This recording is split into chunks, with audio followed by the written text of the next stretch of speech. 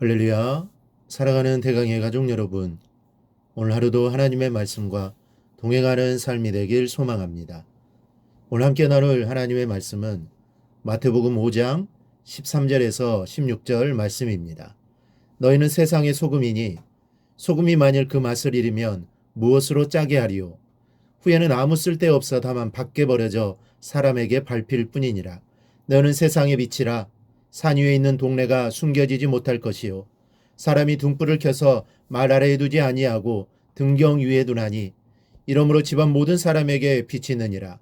이같이 너희 빛이 사람 앞에 비치게 하여 그들로 너희 착한 행실을 보고 하늘에 계신 너희 아버지께 영광을 돌리게 하라.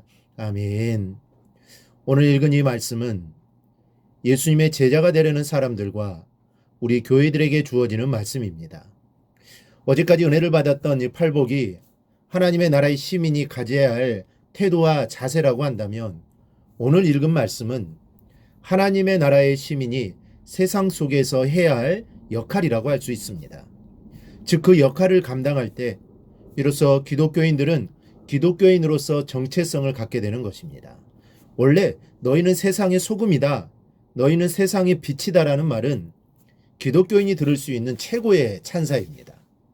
그런데 세상의 소금과 같은 존재라고 생각했던 옛 이스라엘은 소임을 다하지 못했기 때문에 그 명예를 잃어버리게 되었던 것입니다. 때문에 이제 예수님께서는 당신의 제자들과 교회들이 세상 속에서 소금과 빛으로서의 역할을 담당하여 새 이스라엘이 되어 그 명예를 회복하도록 일깨우고 계신 것입니다. 사실 이 말씀은 우리를 한없이 부끄럽게 하는 말씀입니다. 우리는 세상의 소금이어야 하고 세상의 빛이어야 하는데 그렇게 살지 못하고 있기 때문입니다. 우리는 중요한 성경 구절은 거의 대부분을 외우고 삽니다. 그러나 그 말씀대로 사는 데는 많이 부족한 것이 사실입니다. 고대 로마 사람들은 세상의 태양과 소금만큼 유용한 것이 없다고 알았습니다. 오늘날은 옛날만큼 소금 구하기가 어렵지 않기 때문에 별로 그 중요성을 인식하고 있지는 못하지만 따지고 보면 우리 일상에서 소금만큼 유용한 것도 없습니다. 오늘 이 짧은 시간에 소금의 기능을 다 열거하지는 않지만 다만 소금이 어떻게 되어야 맛을 낼 수 있는 것인지에 대해 짧은 시간에나마 생각해 보려고 합니다. 먼저 소금은 뭉쳐 있으면 맛을 낼 수 없습니다. 소금이 덩어리째 있는 곳은 지나치게 짠맛이나 오히려 불쾌한 맛을 내고 맙니다. 그러나 만일 소금이 골고루 흩뿌려지면 음식 전체가 맛있게 되는 것입니다. 기독교인들도 마찬가지입니다. 만일 기독교인들이 자기들끼리 한 곳에 뭉쳐 있게 된다면 재구실을 못하는 소금과 다를 바가 없습니다.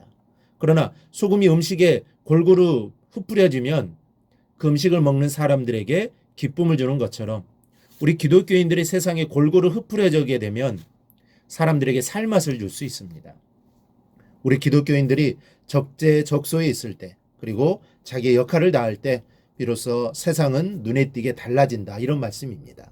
또 하나 소금은 이 방부제로서 역할을 합니다.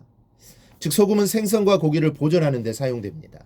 따라서 소금이라 할 수 있는 그리스도의 제자가 없는 세상은 부패할 수밖에 없습니다.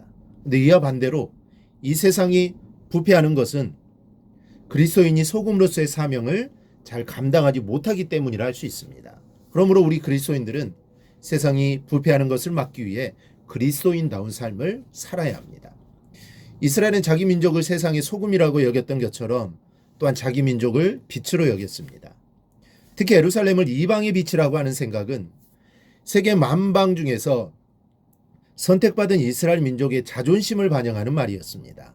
그러나 이스라엘은 하나님의 택한 백성으로서의 빛의 역할을 그들은 다하지 못했습니다. 우리가 세상에 빛이 된다는 것은 우리와 우리에 속한 교회가 산 위의 도시처럼 드러나야 한다는 말입니다.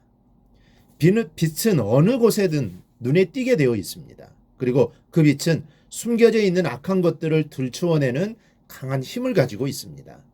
그러면 우리가 세상의 소금이 된다는 것은 우리가 어떻게 되어야 한다는 것입니까? 또 우리가 빛으로 산다는 것은 무엇을 의미하는 것입니까? 우리가 세상에 흩뿌려지는 것은 어떤 것이고 우리가 세상에 드러나는 것은 어떻게 해야 이게 가능합니까? 그것은 한마디로 간단하게 말하면 우리의 선한 행실입니다. 16절입니다. 이같이 너희 빛이 사람 앞에 비치게 하여 그들로 너희 착한 행실을 보고 하늘에 계신 너희 아버지께 영광을 돌리게 하라. 한 부인이 병실 밖을 내다봤습니다. 어떤 남자 한 분이 병원 주위에 있는 보리밭을 밟고 있었습니다. 그 부인이 나중에 알게 된 사실이지만 보리밭을 밟고 있던 남자는 다름 아닌 병원의 원장이었습니다. 원장은 잠깐 휴식을 하는 동안에 누군가 밟아줘야 할 보리밭을 밟아주었던 것입니다. 그 부인은 그 사실을 알고 저런 사람이 있어 세상은 참 살만한 곳이구나 라고 하는 잔잔한 감동을 받았다고 합니다. 이 이야기는 알버트 슈바이처를 지켜본 한 환자의 이야기입니다. 크고 엄청난 희생과 실천을 하나님이 기대하시는 것이 아닙니다. 작은 것 하나, 우리가 많이 알고 외우고 있는 말씀들을 하나씩 실천할 때 우리의 주변은 따뜻해질 수 있는 것입니다. 오늘 여러분들의 어떤 실천으로 꽁꽁 얼어붙은 사람들의 마음을 녹여주시겠습니까? 여러분들의 어떤 희생으로 부패한 세상을 부끄럽게 하겠습니까? 세상의 빛과 소금의 역할을 하면 됩니다. 그런데 이게 쉬운 일이 아닙니다. 하지만 주님이 명령하셨기에 우리는 해야 합니다.